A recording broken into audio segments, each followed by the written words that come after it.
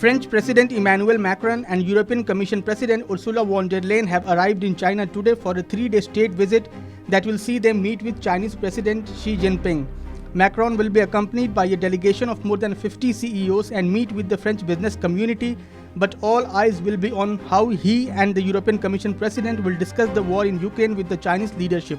Paris sees China as a possible game changer in the war, of being someone to be able to tip the balance in a positive way through potential dialogue on conditions for an end to the conflict, or in a negative way if Beijing were to increase support for Russia and provide arms.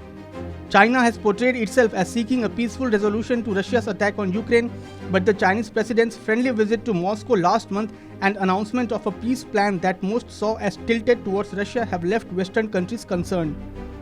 French officials know that China will stop short of criticizing the Russian President Vladimir Putin and will not condemn the Ukraine war, but Macron intends to stress the EU's position on the danger of the conflict.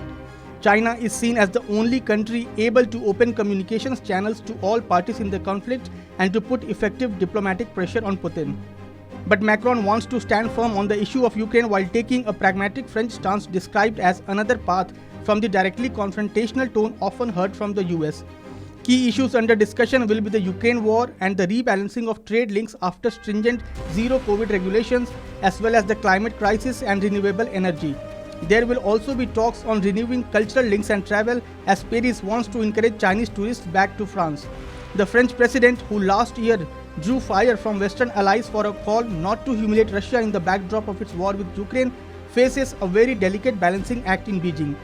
Macron is also expected to warn China against sending weapons to Russia and instead ask that the country use its influence to support peace efforts. Paris and Beijing may find a point of convergence following Putin's recent announcement that his country plans to deploy tactical nuclear weapons in Belarus. China, without naming Russia, had made clear its opposition to the planned deployment. Macron will also seek to involve China deeper in global discussions on climate-related issues as things are getting more complicated for him back at home.